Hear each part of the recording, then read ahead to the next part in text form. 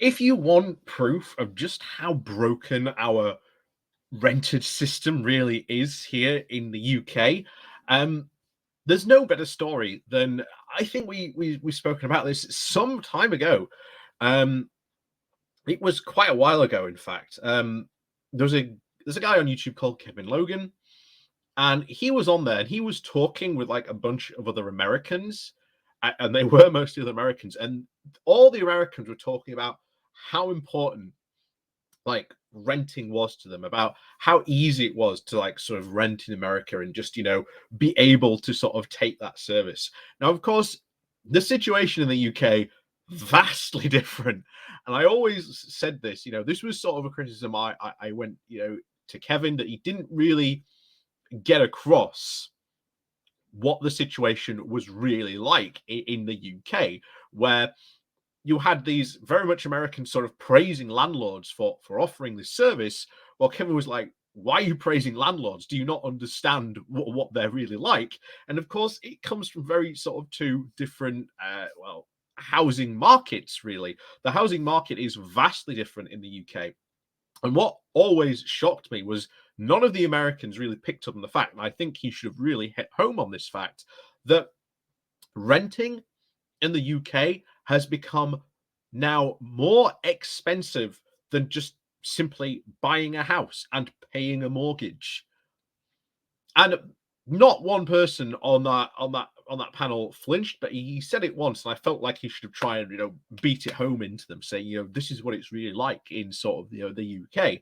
And I never thought he got that that well across on that, but you know I think he's done brilliantly on different other panels and other than that. So it's not like a full, I'm not like condemning or anything like that, but it's just a criticism. And like I say, I've seen him do some very very good debates over the years, and he has he's been good on other stuff. So it's just one of the things I saw him one time where I felt it was weak, but never mind about that today, because today we are going over just how bad this state once again really is of the renting system here in the UK, and how it is desperately needs to be tackled on a political and certainly a societal level. And of course, one of the areas where that has sort of the most control is not national government, but your local government as well. And I always tell people, get involved with your local government. We saw just I think it was a couple of months ago now, not no, last year, was it the year before that? I can't remember now. But the Nottingham City Council put forward a proposal that landlords must sign up to this if they want to rent properties in this area, and they must, this is the level of property standards we expect, and we expect all landlords to be signed up to that. And of course, what happened? The Conservatives on the council killed it completely, stone dead. And that's what you tend to see throughout most councils. Conservatives heavily pushing back against some of these. It's not the same for all councils, mind you.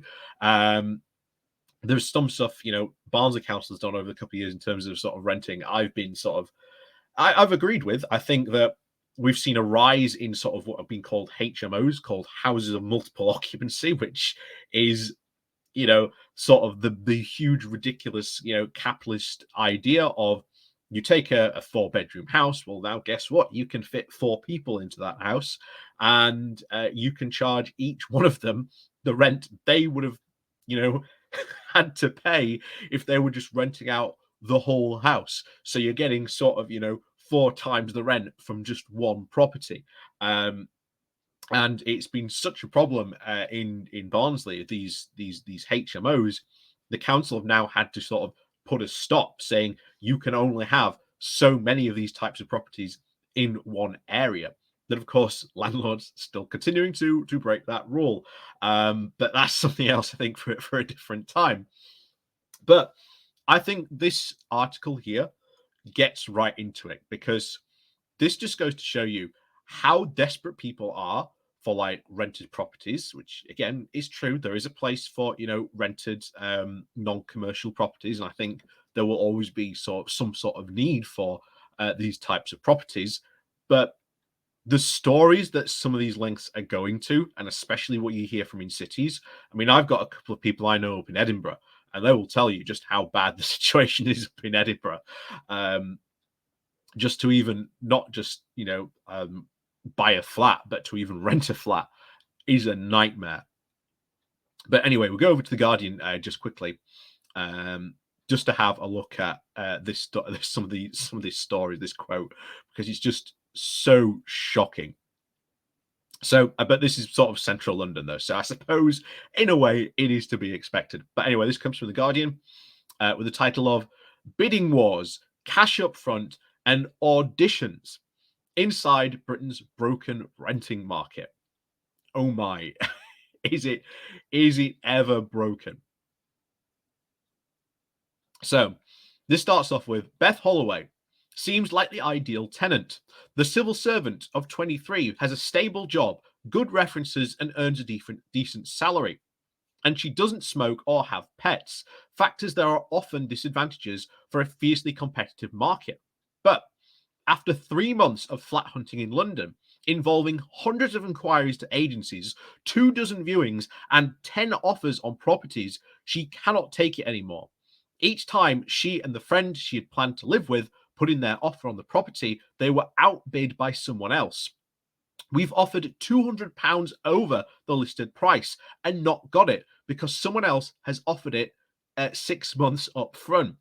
I've heard of people offering £500 or even £600 over the offering price to pay a year upfront in cash, she said.